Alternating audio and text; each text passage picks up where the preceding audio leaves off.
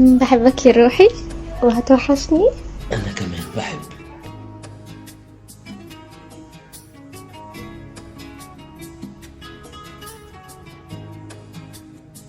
يا رجالة، أنا خلاص قررت إني أكمل حياتي وأتجوز. ياه.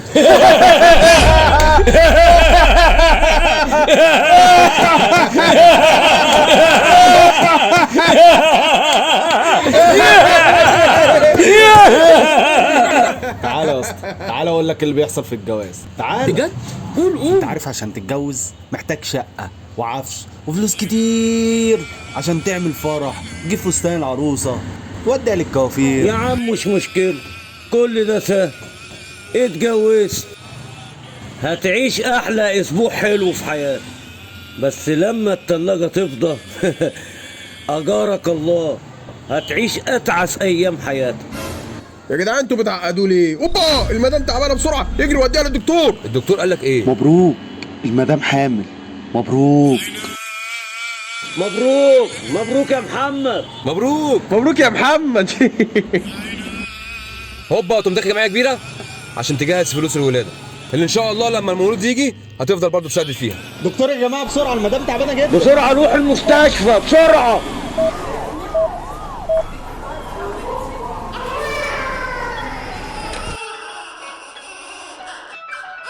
مبروك.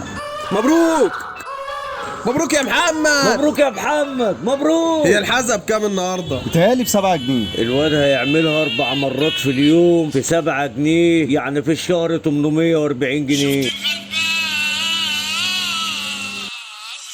يا عم مش مشكلة، الواد دخل المدرسة. جمعية تاني؟ ده لسه ما خلصش الجمعية الأولى. تقبض بقى الجمعية من هنا يا معلم وتجري تروح تجيب السبلايز اللي ملوش 30 أي لازمة. دكتور بسرعة المدام تعبانة. مبروك، المدام حامل تاني. مبروك يا محمد. مبروك. جمعية تالتة؟ ده أنا لسه ما خلصتش التانية والأولى. دكتور يا جماعة بسرعة، المدام تعبانة جدا.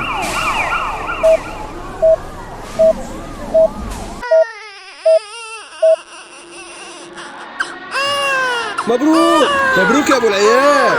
مبروك يا ابو العيال. مبروك يا أبو العيال. شفت بقى كل اللي صرفته على الواد؟ هتصرفه زيه بالظبط على البيت، بس المرة دي أزيد شوية. غير بقى الدروس والجمعيات اللي ما بتخلصش منها. يا عم كل ده مش مشكلة، العيال دخلت الجامعة. جمعيات تاني. جمعيات تاني. ايوه جمعيات تاني.